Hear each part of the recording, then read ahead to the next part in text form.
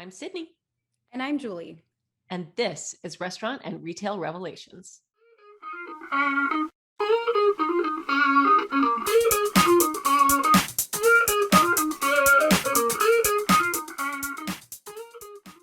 Welcome to episode 37 of Restaurant and Retail Revelations, a podcast spotlighting movers and shakers in the restaurant and retail industries. This podcast is made possible by Revel Systems, provider of the leading cloud-native point-of-sale platform on the market.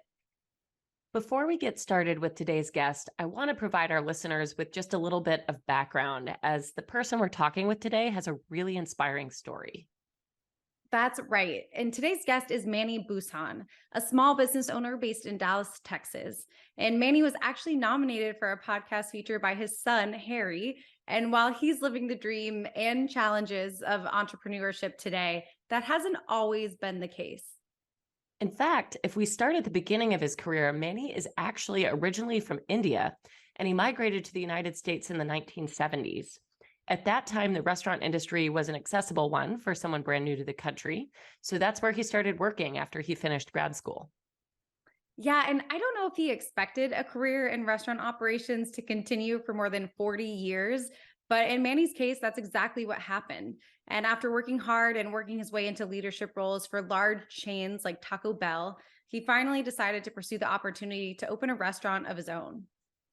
In fact, Mani opened Taco Ocho in Dallas, Texas, endeavoring to offer delicious, fresh, and healthy food options to the people in his community. So if you're wondering how an Indian immigrant ended up with a taco restaurant concept, you might assume that his time at Taco Bell influenced this decision, but Mani's actual inspiration was the Mexican heritage of his wife. Yeah, it's so cool. And Mani's love story went beyond his marriage and extended to an entire culture. This is super evident in Taco Ocho's tagline, "It's Latin love." And central to the brand's origin was his admiration for all things Latin, going further than Mexico even and incorporating flavors from countries like Puerto Rico, Peru, and beyond. So today, the brand operates 4 stores with further expansion on the table. And I'd love to get into even more details from Mani himself. So a quick warning for our listeners, Mani is calling in from one of his restaurant locations, and this may impact his audio.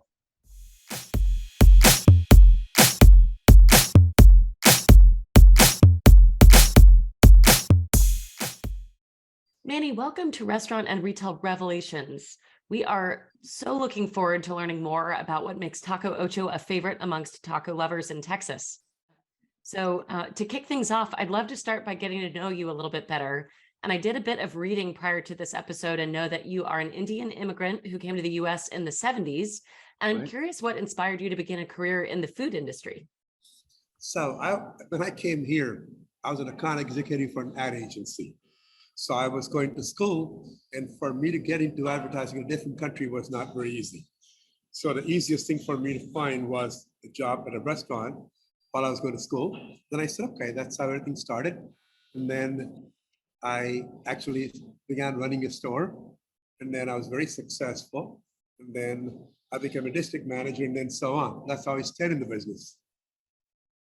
That's fantastic. It's an inspiring story to, start and have to completely shift careers like that. And yes. I understand that you eventually opened your first Taco Ocho location in 2011 in Richardson, Texas. And I know you've since grown the concept to 4 locations now, which is very cool. Can you tell us a bit more about Taco Ocho and just what makes your Latin-inspired cuisine unique? Okay, so I work for large companies, and I've seen what we have all done to the food. It's totally processed, and the tastes are very similar. So I want to create something different, which offered a lot of vegan, vegetarian choices, offer different flavors from different Latin American countries. So being married to a Mexican woman, I could actually travel and meet a lot of people and learn a lot of recipes which are not normally available in most restaurants in the US. So I wanted to create a menu which can't be duplicated very easily. Otherwise, in Texas, you'll see taco shops in every street corner, and they come and go. For you to survive, you have to differentiate yourself. That's why I wanted to create something with totally different flavors, so that way it can stick around. So I'm curious, is there a bit of Indian fusion as well? I heard you mention vegetarian and vegan options, which can be a departure from some Latin inspired cuisines. And Mhm. Mexican and Indian food are two of my absolute favorites. So No. I'm just curious, like, do any flavor Mhm. profiles from your home country work their way into what you offer? Yes and no. I mean, all the ingredients I use are Mexican ingredients. All the spices I use are Mexican spices. The only thing, which is probably you can probably call it, I use turmeric in one thing, but they use turmeric in Peru as well. I wanted to bring vegetarian choices and vegan choices to people. So basically, I experimented with the Mexican ingredients and how could I create something which can't be copied very easily. So that's how we created like a very specific menu. For example, for vegan people on brunch menu, there's a thing called Revolta Vegano, and it's got a sauce made with the guajillo chilies and coconut milk. Okay, coconut milk is not very often used except in Colombia, so I can get away by still calling it Latin and not saying it's Thai or whatever. I love that. Next time in Texas, I'm definitely going to have to give your food a try. And it sounds Let like me know. you're experimenting with some really cool recipes there. Based on some reading that I did in advance of this call, I know that you've got more than 40 years of collective experience in the restaurant industry. And I know that you've also worked for chains as large as Taco Bell before going out on your own.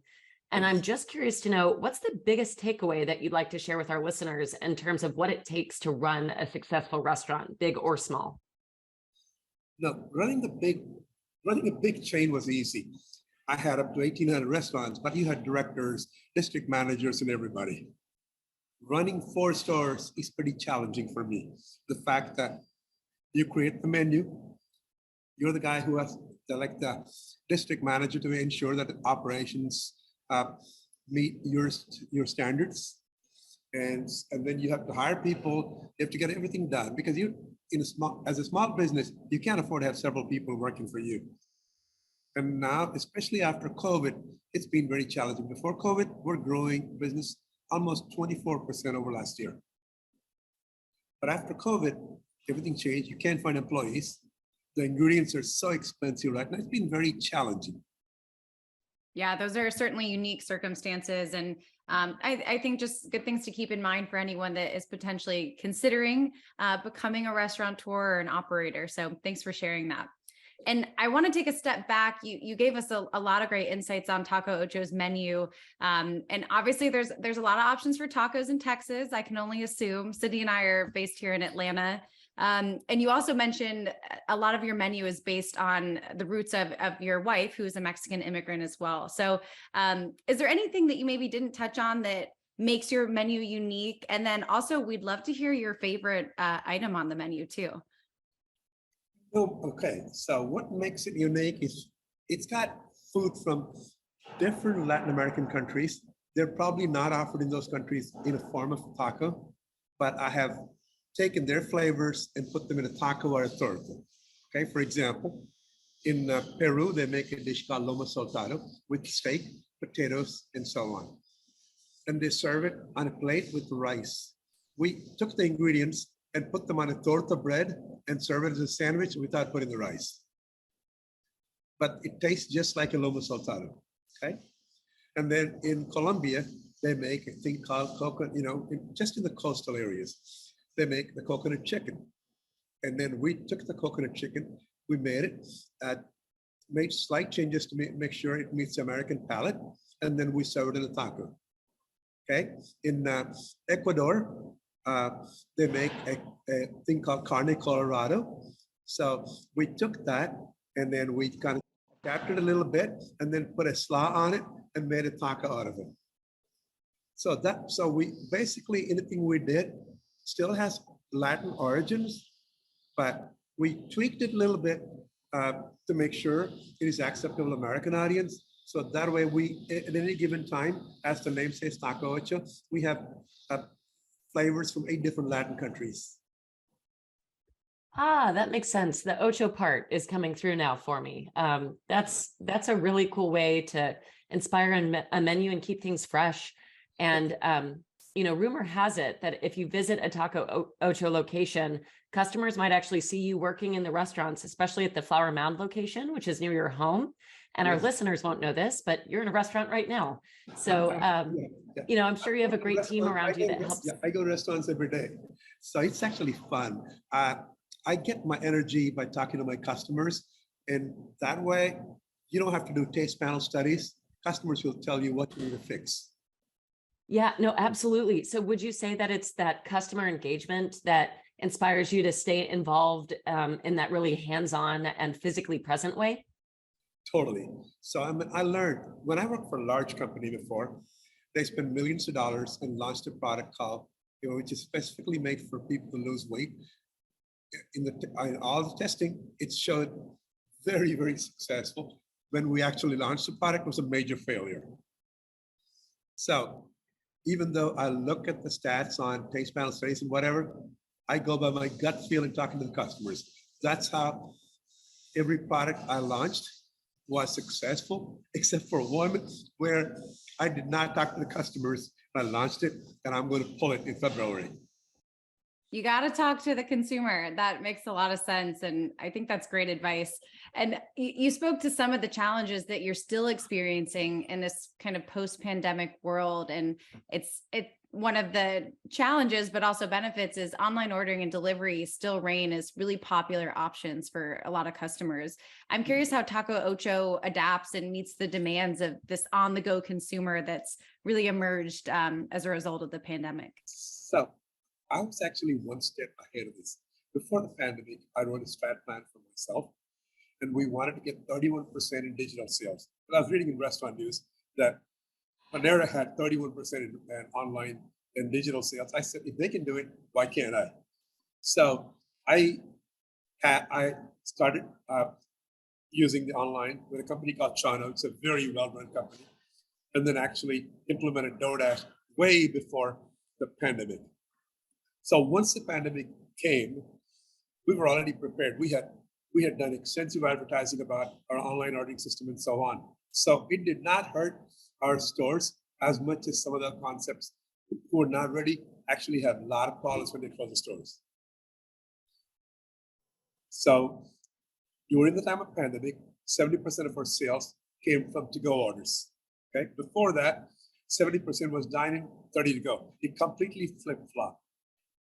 But what is funny is even though the pandemic is over, my to-go sales are still 48 to 50%. That's crazy, but that trend seems to have stuck. Yeah, it's fascinating the appetite that has lingered for that flexibility in dining options. And it's really excellent for your team and for your brand that you were ahead of the curve there. I've loved getting to know more about Taco Ocho today, and I just feel like this is a brand on the move. It's one to watch. So I'm curious to ask if there are any exciting milestones, growth plans, or in-store events coming in the near future that you'd like to share with our listeners. So in-store events, I'm actually planning to do a very, very awesome Valentine promotion. Okay, so we'll really deck the place and actually, give. Let's say if somebody brings his date, she will get a strawberry margarita or a red wine on the house. And then we're going to give her flowers. And then we're going to bring mariachi in the stores and actually do a fantastic Valentine promotion. That sounds really fun. I love a good Valentine's Day promotion. Manny, we sincerely really appreciated just getting to spend some time with you on the podcast today. And thanks for sharing just all the great things that make Taco Ocho such a great option for anyone craving some Latin inspired food if you're in Texas. So we really appreciate your time. Hey, thanks a lot. Okay. Have a wonderful day. I think it is so cool and rare that Manny continues to work alongside his employees at the very concept he founded. I agree. You can truly see his love for the customer shining through in the fact that he enjoys engaging with them in person at his different restaurant locations. Beyond his love of customer engagement, I'm inspired by his story of perseverance, and my appetite has certainly been piqued by that incredible Taco Ocho menu. I know it would certainly be a tricky decision choosing between the fresh tacos and tortas. So good. And while I could talk about food items with you probably endlessly, I do believe we've reached the end of today's episode. So to all of our listeners, thank you so much for joining us.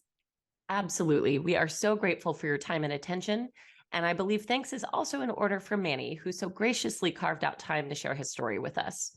Whether you're a first-time listener or coming back for extra helpings, make sure you like and subscribe to Restaurant and Retail Revelations on Spotify, Apple Music, or wherever you get your podcasts so that you never miss new content.